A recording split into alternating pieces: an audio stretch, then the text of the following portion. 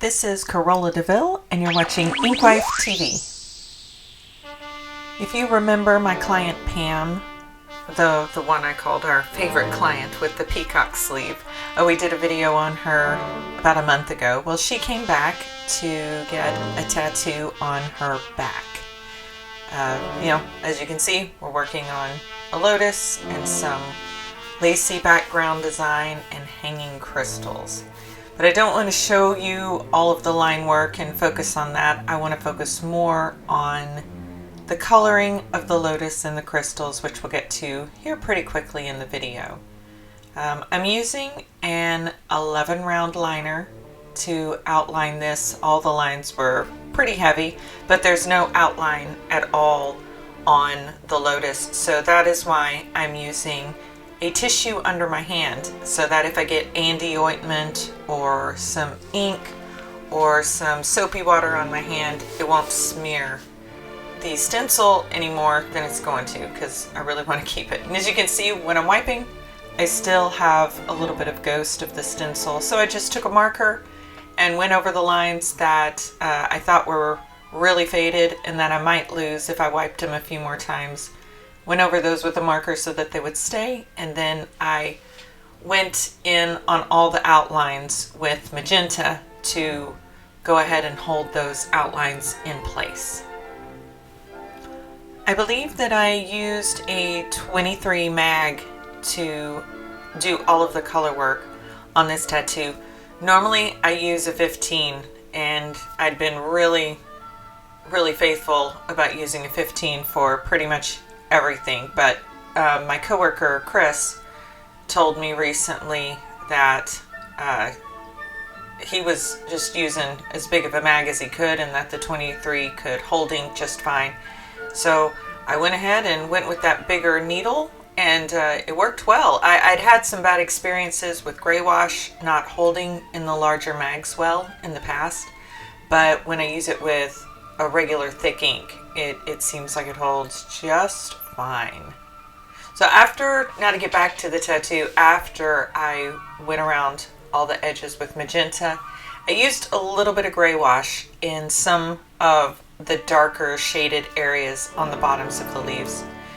Then I started in with a medium pink to bring that dark magenta fade down into the lotus. I'm running my machine probably at about 5.2 volts.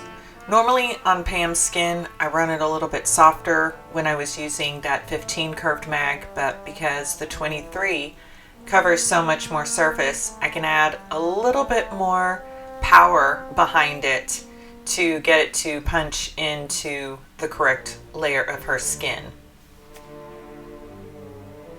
I'm about done with that medium pink. Just filling in a few last areas. And then I lost the center part of the lotus, so Pam was wiggling around, but I went and drew that back on with a marker, and then I went in with a lighter pink to bring that dark and mid-tone pink in towards the center. But it won't be pink solid. By the time we're through with it, we'll add a little bit more color to it. At this point though, we have gone over it with 3 different shades of pink, and then also a little bit of gray wash at the bottom. So there's definitely going to be 3, 4, maybe even 5 layers of color in some of the areas of this lotus by the time we're done. So that brings me back to what I was saying earlier about running my machine around, roughly 5 volts. Usually no lower than 4.8 and no more than 5.4 whenever I am packing color. The reason I run it like that, a lot lighter than other artists that I know of, that I've talked to, I run it light like that because I feel, you only have to get the ink into the ideal layer of skin. You don't have to cram it in harder past that. And the ideal layer of skin is really quite close to the surface. It's just just below, you know, that outer layer of skin. So you don't want your needle going really deep. You want to super saturate that upper layer of skin so that when it heals, there will be minimal scar tissue, and the color will be as bright and vivid as possible. I remember from past experience when I was learning that I would run my machine too high, and then the client would scab more than I feel is necessary. And when it would heal, the colors would be a little bit muted for the first week or two because it had a little bit more scar tissue over it than it needed. You know, it really doesn't need to have any at all. And if you're running your machine harder and beating it in, then your client's going to have a rougher time healing. It's going to hurt worse. And when it heals, the colors will be muted until that thicker layer of skin sloughs off after about, you know, a month or so. But when you're running your machine light, keeping the colors way up next to the surface, you're doing minimal damage and it's going to heal way brighter. So I have gotten some orange and pale yellows down in the center of the Lotus, and I'm putting some white highlights on.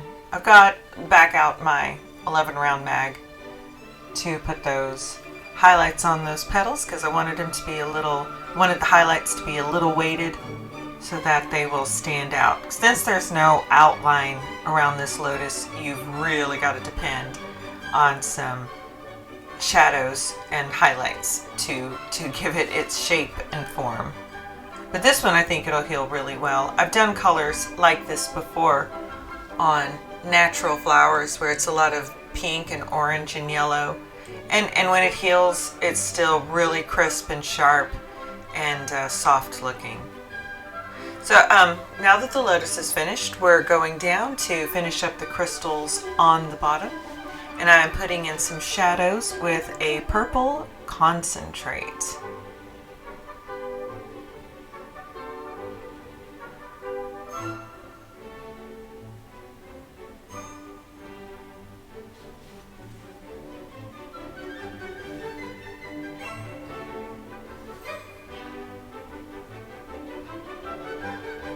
The second color I used is a light purple, and that will take out most of the color in the crystals, but we're going to leave some room, some light spots for some different tones and highlights because I wanted to give them a little bit of an iridescent look.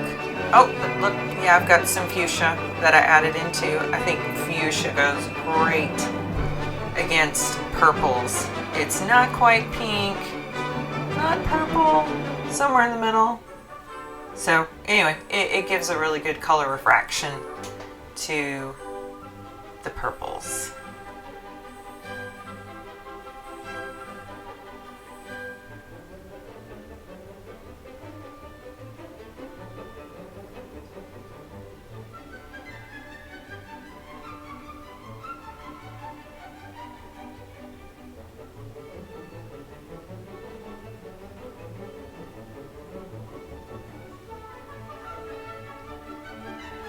When I was done with the fuchsia, I added in some light teal to give it some iridescent highlights. And this is where I think it looks really cool.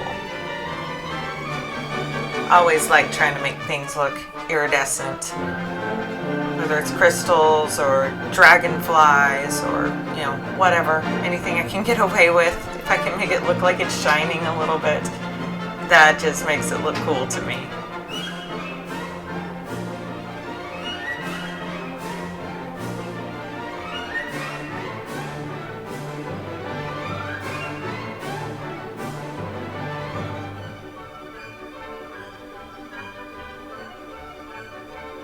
I didn't show it in the video, but I also added just a touch of lime green in a few of the points on the crystals.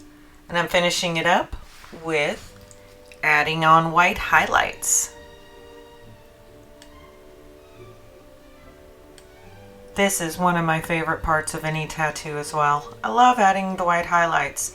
When I'm adding white highlights, you know, you've been over the skin a whole bunch of times and you need that white to lay on the very top. So the thing I preach again is turn the machine down, maybe run it at 5 volts, even though it's a liner, and just let that color sit on the very top, and then when it heals, those whites should still be on top. Thank you guys for watching. I will see you next week.